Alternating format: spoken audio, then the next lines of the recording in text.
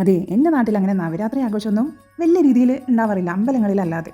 അല്ലെങ്കിലും കേരളം വിട്ട് അങ്ങ് നോർത്തിലോട്ട് പോകുമ്പോഴാണല്ലോ ആഘോഷങ്ങൾക്ക് കുറച്ചുകൂടെ കളർ കൂടുന്നത്.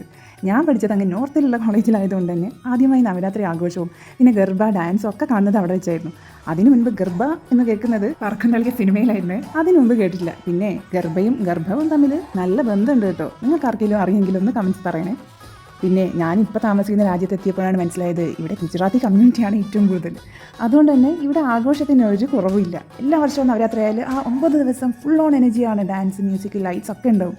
ഗുജറാത്തീസ് പല കളേഴ്സിലുള്ള മിറർ വർക്ക്സ് ഒക്കെയുള്ള ചനിയാ ചോളിയൊക്കെ ഇട്ടിട്ട് വരുമ്പോൾ എൻ്റെ അമ്മോ, പിന്നെ ചുറ്റുമുള്ളതൊന്നും കാണാൻ പറ്റില്ല. അവർ പട്ടത്തിൽ ചുറ്റി പ്രത്യേക തരത്തിലുള്ള ഭംഗിയുള്ള സ്റ്റെപ്സൊക്കെ വെക്കുമ്പോൾ എനിക്കാവും പോലെ നമ്മുടെ സ്റ്റൈലിൽ എന്തൊക്കെയോ കാട്ടി കിട്ടും. എന്തായാലും കാണുന്നവർക്ക് ചിരിക്കാൻ മാത്രമേ ഉണ്ടാവും. അതെ, ഈ കഥയുടെ ഇടയ്ക്ക് മേക്കപ്പ് ശ്രദ്ധിച്ചായിരുന്നോ? ഇഷ്ടപ്പെട്ടാൽ സബ്സ്ക്രൈബ് ചെയ്യണേ.